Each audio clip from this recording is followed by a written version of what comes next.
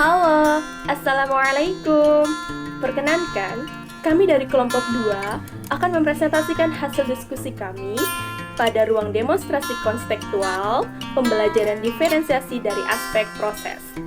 Sebelumnya, perkenalkan anggota kelompok kami diantaranya ada Bella Iyasah, Dina Dwi Cahyani, Dewi Utari, saya sendiri, Gita Karlina, Kesiana Simbolon, Nuri Novitasari, Putri Salsabil, dan Rintia Mawadahsari. Baiklah, kita masuk pada bagian pendahuluan. Sebelumnya, tahukah kamu apa yang dimaksud dengan proses pembelajaran?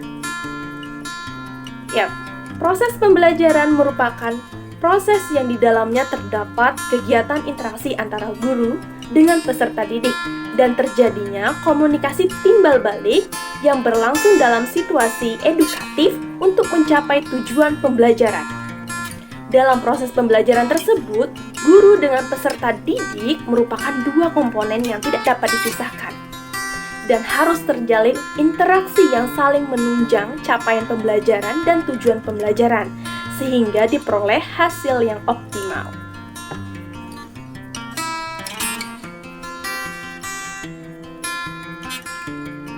Selanjutnya yaitu pembelajaran berdiferensiasi ini mengacu kepada 3 aspek penting, yaitu yang pertama, kesiapan belajar peserta didik. Sebelum memulai pembelajaran, guru haruslah terlebih dahulu mengetahui bagaimana kesiapan belajar dari peserta didik.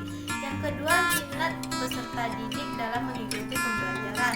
Sedangkan yang ketiga yaitu gaya belajar peserta didik.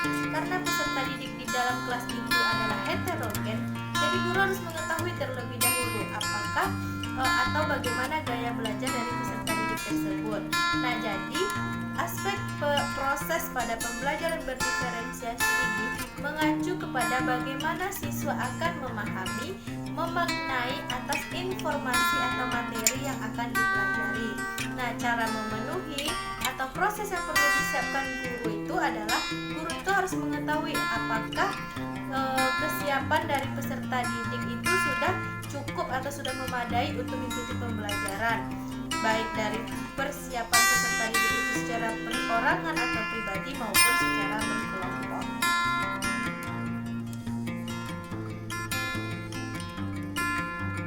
Cara melakukan strategi pembelajaran berdiferensiasi aspek proses. Yang pertama adalah kegiatan berjenjang. Maksud kegiatan berjenjang adalah semua siswa bekerja membangun pemahaman dan keterampilan yang sama, namun dilakukan dengan dukungan dan tantangan kompleks yang berbeda-beda. Nah, saya akan memberikan satu kasus, yaitu tentang guru yang bernama Bu Atun dan murid yang bernama Joko. Joko adalah murid yang berkebutuhan khusus. Joko sangat lamban dalam mencerna pembelajaran, atau disebut dengan slow learner.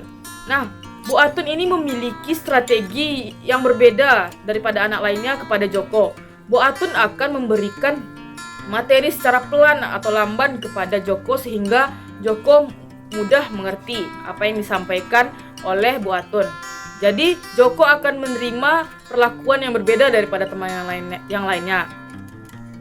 Pembelajaran berdiferensiasi, aspek proses yang kedua adalah guru menyediakan pertanyaan pemandu atau tantangan yang mendorong peserta didik untuk mengeksplorasi pengetahuannya sesuai dengan materi yang mereka pelajari dan dihubungkan dengan minat mereka. Contohnya pada materi virus, guru meminta peserta didik atau menantang peserta didik untuk mencari tahu kegiatan-kegiatan olahraga apa yang dapat dilakukan untuk mencegah diri dari penyakit virus. Di sini saya akan menjelaskan tahap ketiga, yaitu guru memberikan penugasan individu kepada siswa. Nah, ini berkaitan dengan tahap kedua, yaitu ketika guru memberikan pertanyaan, tantangan atau pemandu. Nah, bagi siswa yang mampu menjawab pertanyaan guru dengan baik, maka pemberian tugas pada siswa tersebut dengan tingkat kesulitan yang tinggi pula. Nah, begitu juga sebaliknya. Hal ini berguna agar siswa yang tidak mampu memahami materi bisa mampu dengan cara dibimbing. Nah, agar nanti di akhir pembelajaran semua peserta didik itu mampu mencapai tujuan pembelajaran yang diberikan di hari itu. Pada poin keempat, itu ada memvariasikan lama waktu untuk menyelesaikan tugas. Untuk memberi dukungan tambahan, mendorong siswa memanfaatkan waktu, memberi waktu untuk siswa agar dapat mempelajari topik secara mendalam. Di sini contohnya, guru memberikan tugas secara kelompok sesuai dengan level kemampuan peserta didik. Ada kelompok yang cepat dalam pembelajaran diberikan waktu yang singkat, ada kelompok yang sedang dalam pembelajaran diberikan waktu yang normal, dan sedangkan ada kelompok yang pengetahuannya sedang berkembang atau lamban diberikan waktu yang sedikit lebih lama. Strategi pembelajaran berdiferensiasi dalam aspek proses. Yang kelima, yaitu mengembangkan kegiatan bervariasi, di mana guru dapat mengakomodasi modalitas belajar atau gaya belajar visual, audio, dan kinestetik, di mana ketika proses pembelajaran guru menayangkan sebuah video, siswa-siswi diajak untuk terlibat dalam mencatat apa yang mereka lihat. Ketika selesai dalam proses melihat sebuah video tersebut, siswa-siswi tersebut dapat disuruh untuk menjelaskan kembali apa yang mereka lihat di dalam video tersebut. Strategi pembelajaran berdiferensiasi aspek proses yang keenam, yaitu menggunakan pengelompokan yang fleksibel sesuai dengan kesiapan, kemampuan, dan minat siswa. Pada strategi ini, dilakukan pengelompokan yang dapat berubah setiap pertemuan. Siswa dapat dikelompokkan berdasarkan kesiapan dalam pembelajaran, berdasarkan tingkat kemampuan intelijensi, dan minat siswa. Itulah tadi pemaparan hasil diskusi kelompok 2 terkait pembelajaran berdiferensiasi pada aspek proses. Terima kasih.